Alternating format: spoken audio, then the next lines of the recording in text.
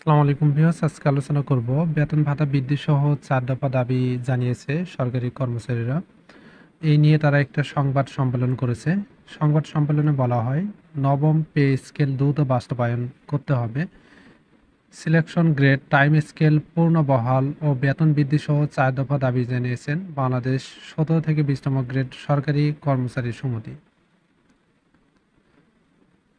বুধবার রাজধানীর জাতীয় প্রেস ক্লাবে সংবাদ সম্মেলন করে এই দাবি জানানো হয়। সংবাদ সম্মেলনে লিখিত বক্তব্য পাঠ করেন সংগঠনের সাধারণ সম্পাদক মোহাম্মদ আবু সায়েম। দাবিগুলো হলো, সরকারের নির্বাচনী ইশতেহার অনুযায়ী অতিবিলম্বে বৈষম্যহীন নবম পে স্কেল দ্রুত বাস্তবায়ন, দ্রব্যমূল্যর বাজার দর বিবেচনায় নিয়ে 50% বেতন বৃদ্ধি সহ চলমান 5% প্রণোদনা বার্ষিক মূল বেতনের সঙ্গে ইনক্রিমেন্ট আকারে যুক্তকরণ। অর্থাৎ দ্রব্যমূল্য যে ঊর্ধ্বগতি হয়েছে, এই ঊর্ধ্বগতির কথা চিন্তা করে 50% দ্রুত বেতন বৃদ্ধি করতে হবে এবং 5% প্রণোদনা দিতে হবে, সেটি হচ্ছে ইনক্রিমেন্ট আকারে, ইনক্রিমেন্টের সাথে যুক্ত করতে হবে। পেনশন সুবিধা 90%-এর স্থলে 100%, অর্থাৎ যে 90% পেনশন দেওয়া হচ্ছে সেটা 100% করতে হবে, 230 টাকার জায়গায় 400 টাকা করতে হবে।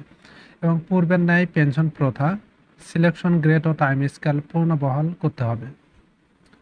প্রধানমন্ত্রীর প্রতিশ্রুতি অনুযায়ী সরকারি কর্মচারীদের সব পদে ব্লক পোস্ট ও আউটসোর্সিং প্রথা বাতিল করে কর্মচারীদের শিক্ষাগত যোগ্যতা অনুযায়ী পদোন্নতির ব্যবস্থা করতে হবে।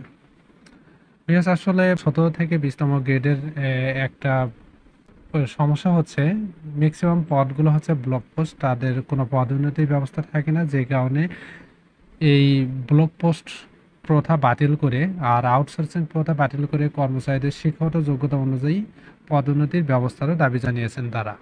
তো ভিউয়ার্স, এই ছিল আজকের মতো। আপনাদের আরও কিছু জানার থাকলে কমেন্ট করবেন। ফার্স্ট টাইম আমার চ্যানেলে হয়ে থাকলে চ্যানেলটি সাবস্ক্রাইব করে পাশে থাকবেন। ধন্যবাদ সবাইকে।